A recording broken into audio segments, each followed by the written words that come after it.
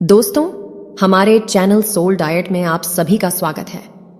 मित्रों, एक बार भगवान शिव कैलाश पर्वत पर बैठे थे तो माता पार्वती भगवान शिव के पास पहुंची और कहा, प्रभु मेरे 3 प्रश्न हैं, आपसे प्रार्थना है, इन 3 प्रश्नों का उत्तर देकर के मुझे संतुष्ट करने की कृपा करें।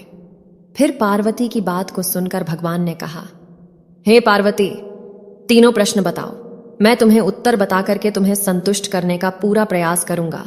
तो माता पार्वती ने पूछा, मेरा पहला प्रश्न है, पाप का घड़ा कब तक और कैसे भरता है। मेरा दूसरा प्रश्न है, स्त्री को कब श्रृंगार नहीं करना चाहिए।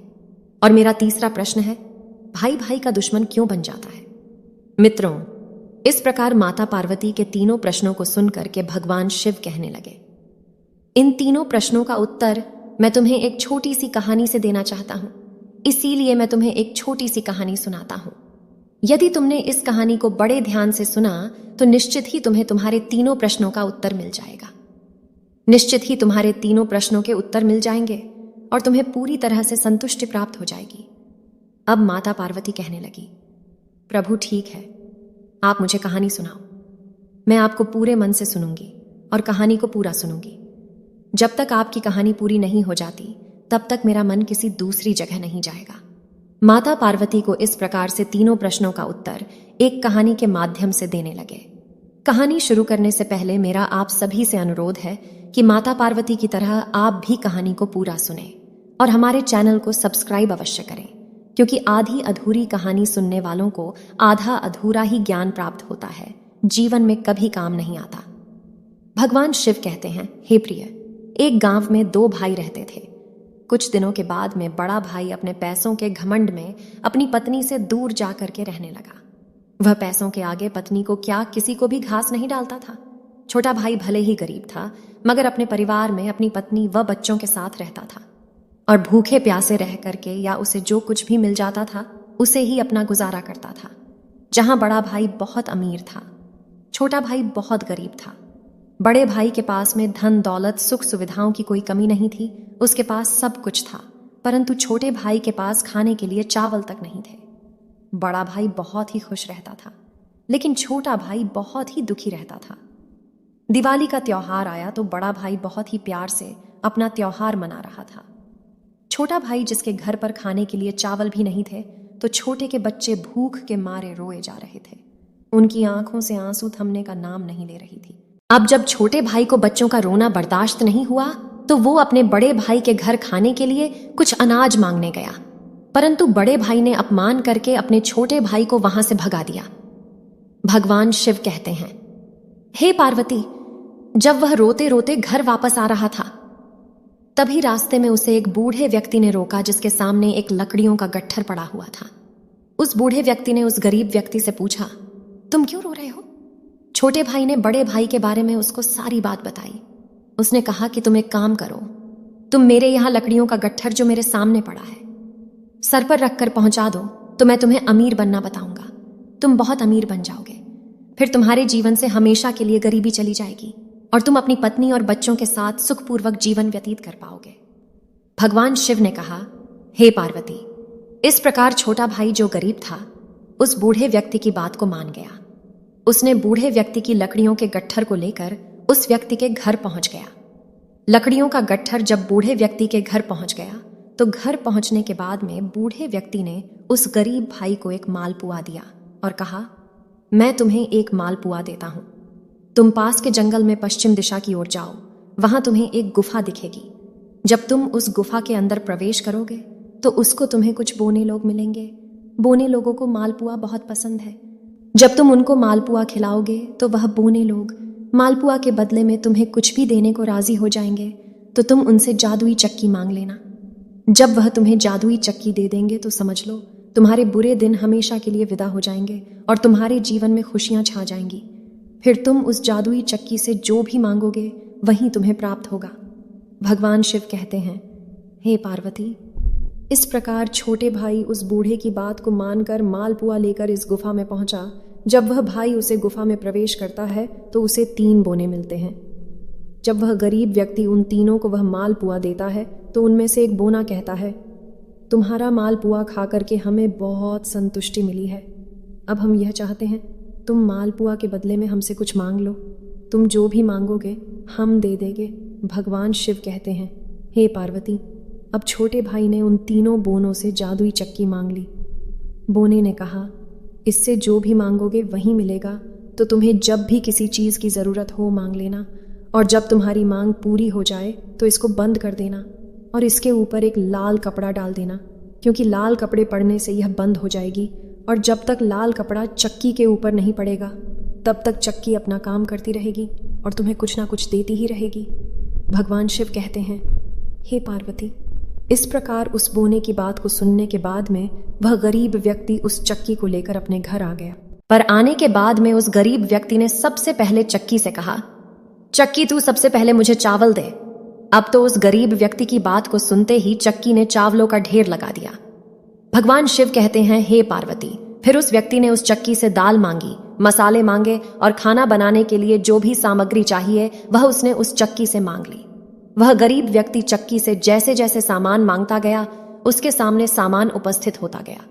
फिर उस व्यक्ति ने अपने परिवार के साथ में पेट भर के खाना खाया और फिर आराम से वह सभी सो गए।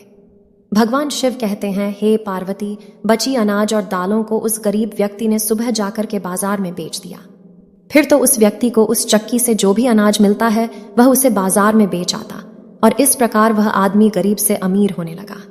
उसका सोया हुआ भाग्य जागने लगा और एक समय ऐसा आया, गरीब अपने बड़े भाई से भी अमीर बन गया। उस गरीब व्यक्ति की चर्चाएं चारों तरफ बड़े ही जोरों से होने लगी। भगवान जिसे भी देता है तो छप्पर फाड़ कर देता है। देख लो, इस गरीब व्यक्ति को एक रात में प्रभु ने कितना अमीर बना दिया। अब यह बात उड़ते उड़ते बड़े भाई के पास पहुंची।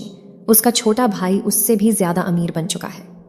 उधर बड़े भाई की पत्नी जो अपने घर पर रहती थी, जब उसको भूख लगती था तो छोटा भाई अपने घर से बड़े भाई की पत्नी के लिए कुछ ना कुछ राशन अवश्य भेजता रहता था, क्योंकि बड़ा भाई अपनी पत्नी से दूर रहता था, जिससे वह बहुत ज्यादा दौलत कमाकर सबसे बड़ा अमीर व्यक्ति बन जाए।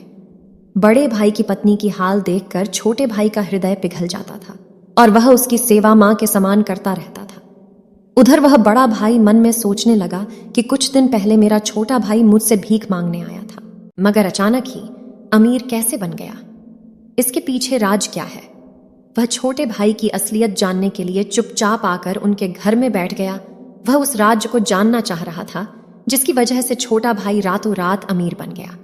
भगवान शिव कहते हैं, हे पार्वती, इस प्रकार जब उसने छोटे भाई को चक्की से अनाज निकालते हुए देखा तो उसके बड़े भाई को यह समझ आ गया कि इस चक्की के द्वारा ही मेरा छोटा भाई गरीब से अमीर बन गया है।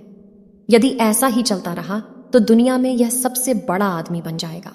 भगवान शिव कहते हैं, हे पार्वती, इस प्रकार जब छोटा भाई अपने परिवार के साथ कहीं बाहर गया हुआ था, मौका पाकर के बड़ा भाई उसके घर में घुसकर उस चक्की को चुरा ले गया और नाव पर रखने के बाद में दूसरे देश के लिए निकल गया और अपनी पत्नी को कह गया कि तुम चिंता मत करना, मैं बहुत जल्दी पैसे वाला बनकर तुम्हें लेने के लिए आऊंगा, फिर हमेशा के लिए हम साथ रहेंगे। थोड़े दिनों की बात है, तुम थोड़े समय मेरा इंतजार और कर लो, फिर सारी समस्या तुम्हारी हमेशा के लिए समाप्त हो जाएगी। भगवान शिव कहते हैं, पार्वती, इस प्रकार उससे रुका ना गया और उसने मन में विचार किया, मैं चक्की से अभी से मांगना प्रारंभ कर देता हूं। बड़े भाई ने, जो अमीर और घमंडी था, उसने चक्की को घुमाकर आदेश दिया, दाल चावल बना दे। जब तक मैं मना ना करूं तब तक चावल बनाती रहना, बस फिर क्या था। चक्की से चावल बनना प्रारंभ हो गया और चावलों का ढेर लग गया। भगवान शिव ने कहा, हे पार्वती, चावल का वजन इतना ज्यादा हो गया कि नाव वजन संभाल नहीं पाई। घमंडी व्यक्ति ने लालच के चक्कर में चक्की को बंद नहीं किया, उसके ऊपर लाल कपड़ा नहीं डाला। चावल ज्यादा बन गया और नाव पानी में डूबने लगी। नाव पानी में समा गई। उधर जब बड़े भाई की पत्नी को मालूम पड़ा कि उसके पति की नाव समुद्र में डूब गई है, फिर तो एकदम से वह स्त्री अपना सब कुछ काम छोड़ छाड़ करके भागती हुई समुद्र के पास आती है और भगवान की प्रार्थना करने लगती है। वह भगवान की पूजा पाठ में बहुत विश्वास करती थी। जो उसने भगवान का ध्यान किया तो भगवान विष्णु ने आकर के उसे दर्शन दिए और पूछा कि तुम क्या मांगना चाहती हो, बताओ, मैं तुम्हें क्या दे सकता हूं। तब स्त्री ने कहा कि भगवान, आप तो सब जानते हैं, पति के बिना पत्नी का जीवन का कोई अस्तित्व नहीं है, इसलिए मैं यह चाहती हूं, मेरे पति की नाव वापस ऊपर आ जाए। भगवान शिव कहते हैं, हे पार्वती, इस प्रकार विष्णु जी की कृपा से डूबी हुई नाव ऊपर आ गई। इस नजारे को देखकर घमंडी व्यक्ति चकित हो गया और अपनी पत्नी से कहने लगा कि तू यहां क्यों आई है? मैं तुझे कह कर गया था कि मैं धन को पूरा करके आऊंगा। भगवान शिव कहते हैं, हे पार्वती, इस प्रकार वह स्त्री अपने पति से कहने लगी कि आज आप जिंदा है तो केवल मेरी साधना की वजह से। फिर अपनी पत्नी की बात को सुन करके तेरा चेहरा बता रहा है, तूने श्रृंगार तक नहीं किया है और तू कहती है कि तू पतिव्रता स्त्री है। उसी समय भगवान विष्णु प्रकट होते हैं और कहने लगते हैं, तुम्हारी पत्नी सच कहती है, तुम्हारी पत्नी पतिव्रता है और इसी की वजह से तुम्हारी जान बची है। अगर यह नहीं आती तो तुम्हारी मृत्यु हो चुकी होती।